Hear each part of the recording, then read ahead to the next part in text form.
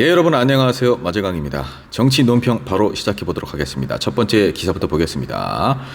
민주당 암컷 발언 최강욱의 당원 자격 6개월 정지 징계.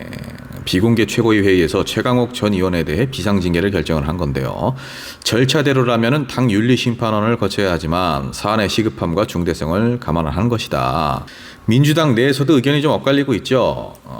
민주당 의원들이 단톡방이 좀 있는 것 같은데 설전이 오갔다는 거죠. 당내 막말, 부적절한 언행에 대해서 경각심을 가져야 한다. 당이 망가지고 있다. 명백한 잘못에 대한 비판은 매도를 해서는 안 된다. 도대체 몇 번째냐. 쎄 빠지게 돌아다니면 한 방에 다 말아먹는다. 반면 또 언론이 문제다라는 옹호 발언도 있었는데 아무래도 민주당 내부에서는 옹호보다는 비판이 좀 많은 분위기인 것 같아요. 사실 근데 말은 조심을 해야 되는 건 맞습니다. 누구든지 간에요. 특히나 총선이 다가오고 있기 때문에 정말 작은 말실수나 우리가 평소 별 생각 없이 크게 의미 없이 흔히 사용하는 이런 단어들도 특정 부분만 부각을 시켜서 살짝 비틀어 버리거나 왜곡을 하거나 이렇게 돼버리면은 굉장히 국민들에게는 크게 와닿을 수 있는 부분이기 때문에 이런 것들을 또 언론에서 놓치질 않고요. 조심을 해야 되는 건 맞습니다.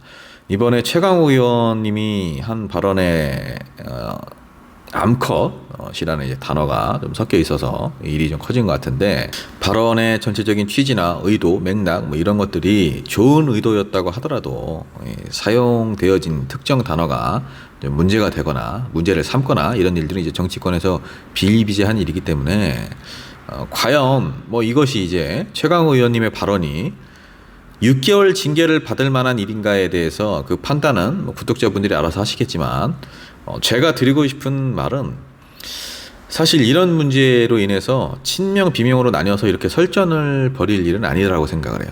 그동안 최강욱 의원이 친명 행보를 보였다고 해서 이렇게 비명계 의원들이나 청년 정치인들까지 득달같이 달려들어가지고 우회적으로 이재명 체제를 비판을 한다든지 그리고 이재명 대표를 지지하는 그 강성 지지층들 당원들까지 이렇게 싸잡아서 어떤 비판의 소재로 활용을 하는 것, 그 부분 또한 또 그렇게 옳은 일은 아니다라는 생각이 들고 어찌됐든 간에 굉장히 민감한 시기이기 때문에 우리가 이 설화를 조심해야 되는 건 맞습니다. 저도 최강욱 의원님 개인적으로 굉장히 좋아하는 의원님인데 일이 이렇게 돼서 기분이 썩 좋지는 않습니다만은 어떤 의도로 이런 발언을 하신 건지는 전체 영상을 보면은 우리가 알 수가 있는 건데 또 오해의 소지가 있는 발언이기 때문에 이 부분은 좀 더 조심을 좀 하셨어야 된다 이런 생각이에요. 저는. 다음 기사입니다. 이준석 한동훈 장관 제발 잘못된 길 빠지지 않았으면 좋겠다. 잘못된 길이 윤핵관이냐 이렇게 물었더니 이하 생략입니다. 어제 이제 고려대에서 토론회가 열렸다고 해요. 여기서 이제 한동훈 법무부 장관을 언급을 했다는 겁니다. 좋은 경쟁자이자 동지가 될 수 있다라는 그런 본인의 발언을 또 인용을 해서 부정선거 음모론 이런 것들 잘못된 의견을 좀 철저히 단절을 하고 보수의 미래에 대해서 각자의 의견으로 경쟁을 하게 된다면 한동훈 장관이 이준석의 좋은 경쟁자이자 동지가 될 수 있지 않겠냐 이런 취지의 발언을 한 거죠. 그리고 제발 잘못된 길에 빠지지 않았으면 좋겠다. 그 잘못된 길이 윤핵관을 의미하는 것이냐 이렇게 물으니까 한동훈 장관이 윤석열 대통령과 정치적으로 인간관계상 엮일 수밖에 없는 운명이라고는 생각을 한다. 나도 박근혜 키즈라 불렸지만 나름의 길을 구축한 것처럼 한동훈 장관도 스스로 빛나는 별이 될 수도 있고 윤석열 대통령의 반사체가 될 수도 있다. 제발 잘못된 길에 빠지지 않았으면 좋겠다. 윤석열 대통령처럼 되지 마라. 그 얘기 아니겠습니까? 여러분들 이 윤석열이라는 사람을 대통령을 만들어준 공신 중에 한 사람의 입에서 이런 말이 나오는 거를 우리가 보고 있습니다. 인간관계상 엮일 수밖에 없는 운명인데 그래도 나름의 길을 내가 박근혜 키즈라고 불리던 내가 이렇게 구축을 했으니 그렇죠. 구축을 했죠. 2030 남녀 갈라치기로 본인만의 길을 구축을 했죠. 한동훈 장관도 뭔가 본인만의 무기를 찾아라. 안 그러면 윤석열 대통령의 반사체가 될 수 있지 않냐 이건데 반사체는 벌써 됐습니다. 한동훈 장관의 행보를 좀 보면요. 정치에 관심이 없는 듯 출마를 안 하려는 듯 계속 속내를 감추면서 대구를 가서는 자유민주주의를 언급하면서 대구 시민들을 나는 존경해왔다 이런 얘기를 하고 대전에 가서는 나는 여의도 문법이나 화법은 안 쓰겠다. 5천만 국민이 쓰는 문법을 쓰겠다 라면서 정말 본인이 주장하는 대한민국 국민을 범죄로부터 보호하는 어떤 법무부 장관의 주요 업무 이런 것들과는 아무 관계없는 정치적인 발언들과 행보를 보이고 계시고 민주당이 나를 띄워주고 있다라면서 누군가와 아주 똑같은 길을 가고 있기 때문에 이미 전사체는 된 거고 이제 우리가 할 일은 한동훈 장관이 이대로 국회를 들어가고 다음 대선 때 또 누구처럼 대통령 나오겠다고 난리치는 그리고 1000만 분의 1의 확률로 대통령이 당선까지 되는 그런 일이 없게끔 막아야 됩니다. 다음 기사입니다. 원희룡 어떤 도전이든 짊어질 것 이재명과 계약 맞대결 설도 나온다라는 건데 필요하다면 어떤 도전과 희생이든 마다하지 않고 짊어질 것이다. 이 정부의 장관으로 참여한 입장인 만큼 앞으로 나라의 미래를 열어가 나가기 위해 어떤 일이든 해야 할 책임이 크다. 뭐 이제 정치권에서 이재명 대표와 계양을 해서 맞대결을 하는 방안이 어떻겠느냐 이렇게 거론이 좀 되고 있다고 해요. 근데 이재명 대표가 인천 계양을로 출마를 하고 원희룡 장관이 그 지역구로 따라붙어서 대결을 스스로 자처한다. 그렇게 해서 이제 본인의 인지도와 몸집을 키우려는 건데 본인이 이재명이라는 정치인과 맞붙을 만한 어떤 대립구도를 형성할 만한 그런 소위 급은 아니에요. 원희룡 장관이. 이재명 대표 입장에서는 뭐 질리야 있겠냐만 혹여 근소하게 이기게 된다면 그건 그거대로 이재명 대표 입장에서는 손해입니다. 어떻게 해서든지 지금 원희룡 장관은 본인의 존재감을 막 과시하고 싶겠죠. 한동훈이라는 사람이 포커스를 받고 있고 한동훈이라는 사람이 차기로 이제 주목을 받고 있으니까요. 이렇게 해서 뭐 이재명 대표를 이용을 해서 속된 말로 한번 떠보자 이건데 굳이 여기에 민주당이건 뭐 이재명 대표건 간에 응해줘서 분위기를 달구어 줄 필요도 없는 거고 이재명 대표가 이분을 언급을 할 필요도 없습니다. 그냥 이렇게 본인이 혼자 알아서 하시게끔 그냥 내버려 두면 됩니다. 다음 기사 한번 볼까요? 북한 9.19 파기 선언 강력한 무력 전진 배치 군사합의에 구속되지 않겠다. 우리가 이제 9.19 남북 군사합의 일부 효력 정지를 했는데 거기에 반발을 해서 사실상 합의 파기를 선언을 했다라는 거예요. 뭐 군사 분계선 지역에 더 강력한 무력과 신형 군사 장비들을 배치를 할 거다 이렇게 위협을 하고 있습니다. 국방부는 사실관계를 호도한 적반하장의 행태다라고 이제 경고를 했고요. 신의를 내던지는 대한민국과의 어떤 합의도 인정할 수 없다. 북한 군대는 9.19 남북 군사 합의서에 구속되지 않을 것이다.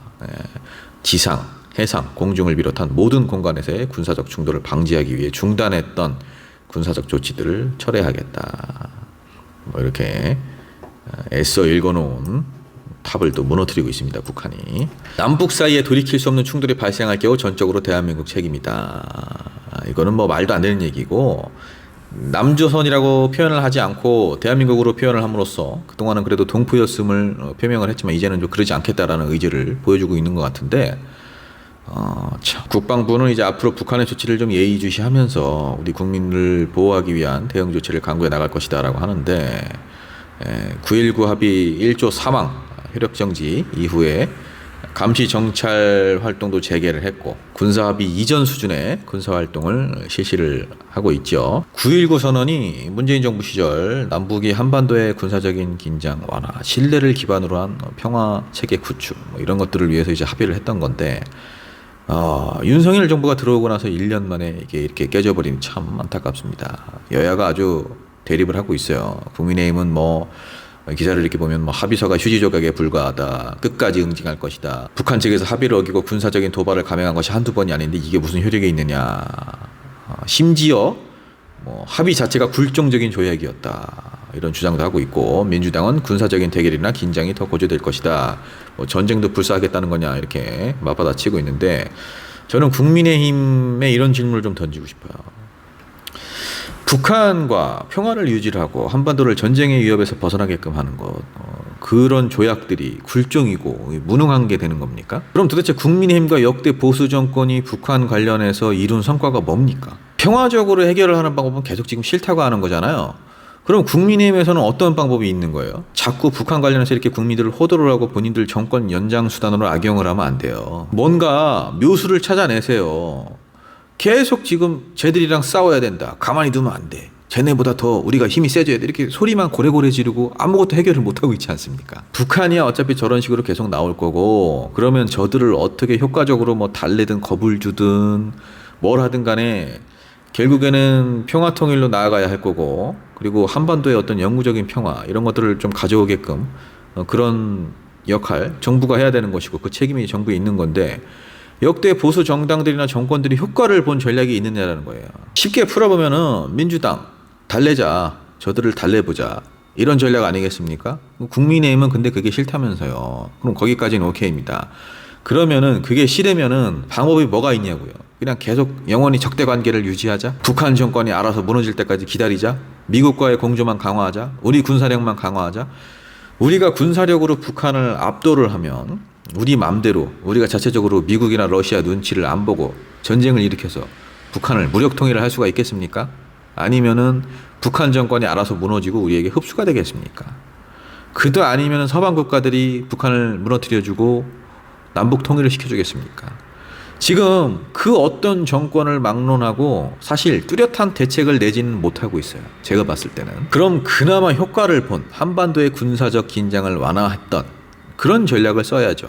근데 아무리 북한에 대한 태도가 그 지향하는 파가 다르다고 해도 전 정부에서 진행해 놓았던 것을 다 모든 일들 다 무력화시켜버리고 물거품으로 돌려버리고 이거 이제 어떻게 할 겁니까? 여야가 싸울 때가 아닙니다. 이 북한은 지금 갈수록 더 이 막장 행보가 심해질 건데 이걸 어떻게 막을 겁니까? 지금 이 와중에 뭐 민주당 공격하고 이거를 이용해서 이념을 주입하고 그럴 때가 아니에요. 안보에는 여야가 없어야 되는 겁니다. 자, 여러분, 마제강TV 오늘의 정치 논평 여기까지입니다. 구독, 좋아요 부탁드립니다.